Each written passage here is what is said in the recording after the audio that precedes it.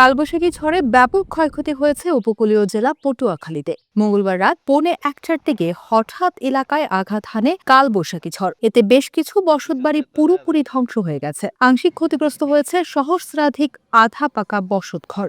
বেশ কিছু ঘরবাড়ির টিনের চালা উড়ে গেছে, উপড়ে গেছে অসংখ্য গাছপালা। মধ্যরাত থেকে আজ বেলা 11টা পর্যন্ত বিদ্যুৎহীন হয়ে পড়ে কলাপাড়া ও রাঙামালী উপজেলা।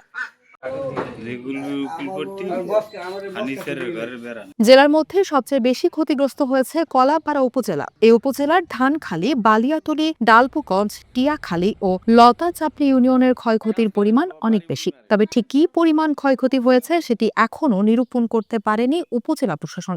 হঠাৎ কালবৈশাখী ঝড়ে চরম বেকায়দায় পড়েছেন অনেক হতদরিদ্র মানুষ। এমন পরিস্থিতিতে সরকারি সহায়তার দাবি জানান তারা। ঝড়ে আমার ঈদের যে আমি একটা প্রিপারেশন নিয়েছিলাম, তারপর আমি ব্যবসা দিছি, নতুন নতুন ঘর তুলছি এবং মাল জিনিস সব কিছুই নতুন। সব এই ঝড়ে, কালকের ঝড়ে সব একদম ভেঙে দুমড়ে মুচড়ে সব কিছু ধ্বংস করে দিয়ে গেছে।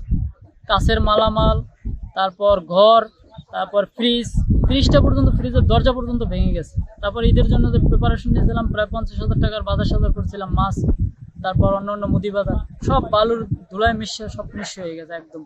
ওগুলো চালানোর মতো আর কোনো কায়দা নেই। কিন্তু আমাদের এই ব্যবসা আবার রানিং করার মতো এখন কোনো পথ দেখতেছি না।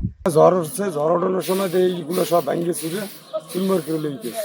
আমাকে অনেক ক্ষয়ক্ষতি হয়েছে। ঘরে টিন উড়ে লই গেছে, ঘর উড়ে লই গেছে। এবারে সামনের গাছ গাছগুলো সব ভেঙে চুরে সব লই গেছে।